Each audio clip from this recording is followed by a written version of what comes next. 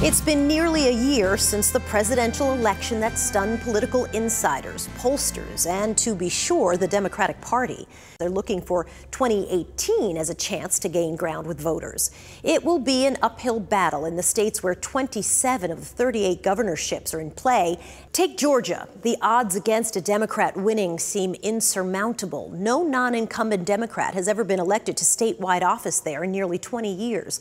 That doesn't seem to bother Stacey Abrams, a Democrat running toward history, set on becoming the first African-American female governor in the country. Jessica Gomez visited Abrams on the campaign trail to find out why she thinks a win could be a matter of simple math. Knocking on doors in suburban Atlanta, Democrat Stacey Abrams hoping to become Georgia's next governor. And we have a plan that would create 45,000 jobs. They are doors that have a way of opening for the 43-year-old Abrams when they haven't for those before her. If she is elected, she will not only be the first African-American female governor in our state's history, but in the history of the United States. Abrams is used to being the first African-American girl to be valedictorian at her high school. She went on to Spelman College, the University of Texas, and got her law degree from Yale.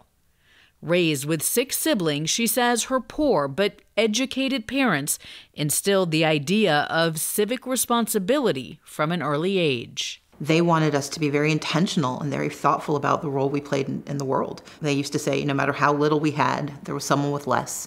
It was our job to serve that person. That sense of service led Abrams to the state legislature and more firsts. She was the first African-American to lead in the Georgia House of Representatives and the first female leader in the history of the Georgia General Assembly. I like building infrastructure and thinking through how do you grow permanent capacity for change.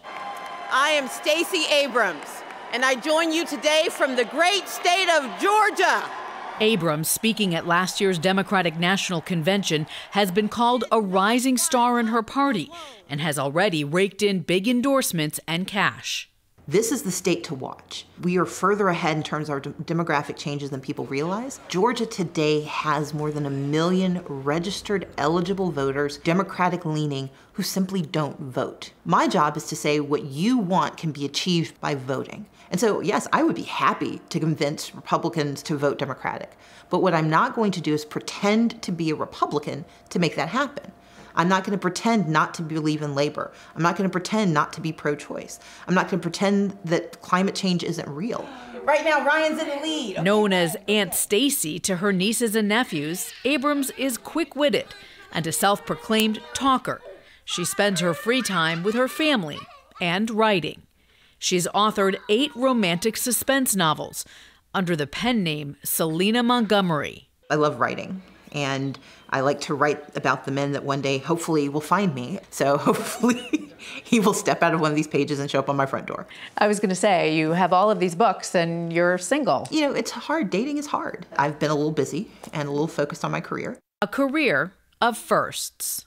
So when you hear the words, the first Black female governor in the United States, what does that mean to you? I'm proud, but I'm also excited because it means I'm helping change the face of what we think leadership looks like. I don't expect anyone to vote for me because I'm Black. I don't expect anyone to vote for me because I'm a woman, but I expect you to know that because I'm a Black woman, there are experiences that I have, there are barriers I've overcome that signal to you my resilience, my fortitude, and my ability to be a strong leader. Oh, you got one! You got one! Okay. Should she win, Abrams says, what would be even more exciting than being the first is that she wouldn't be the last. And I want my nieces in particular to be able to look at their Aunt Stacey and say, she's in charge of the state of Georgia. But more importantly, I want them to say that they could be too. Forever. Thank you so much. In Georgia, for matter of fact, I'm Jessica Gomez. Stacey Abrams needs to win the primary in Georgia before moving on to the general election in November of 2018.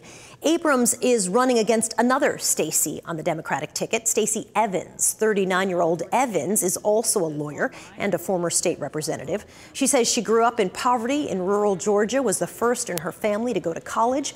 A recipient of Georgia's Hope Scholarship for Academic Achievement, Evans says if she's elected, she'll restore GOP cuts to that program and hope to Georgia's families. I was able to fight to piece back cuts to the Hope Scholarship after that program was viciously cut in 2011 during my first session.